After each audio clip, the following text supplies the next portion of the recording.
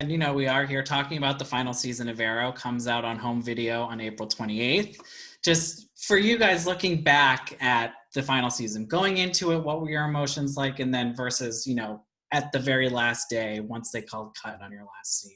I mean, the final season was really special because we had these 10 episodes that were kind of encapsulated. And as we got the script, we slowly realized that each one was sort of a love letter to a certain aspect or character or world that made Arrow what it is. And so each episode was sort of a little chapter of saying goodbye. And I finally got to work with Steven this season, and watching him say goodbye to these guest stars and these sets and these characters and these parts of his character and this world that have been created is really, really special.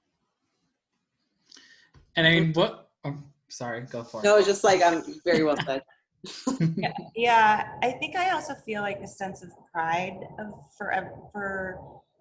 I'm so proud of everyone because everyone's grown so much from, season 1 to season 8, but also, in terms of like the crew and some of the assistants who've become writers, who've become producers, who've become showrunners, who, to see all these people who are such great creative people accomplish so much and for other actors, like, it's just, I don't know, it's just so cool to watch. Like, it's just a really amazing experience.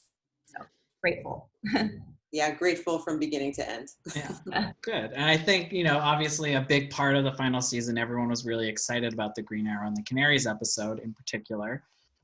Just what was your, I guess, favorite part about working together on that, and then also the most challenging?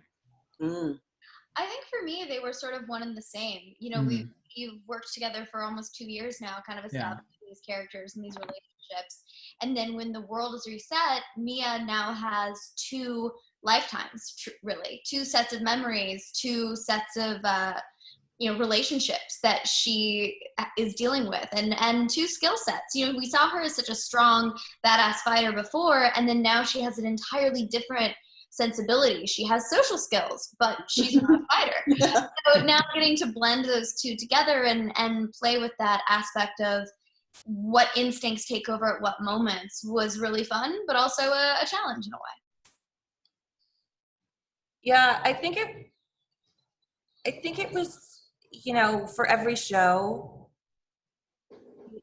the show has to find its footing, find out. And I think when you do a backward pilot like that, I think it was interesting because you want it to feel like it lives in the same world and it has the same aesthetic as Arrow, but yet you want it to live in its own world and be able to stand on its own 2 feet as a separate show that's fresh.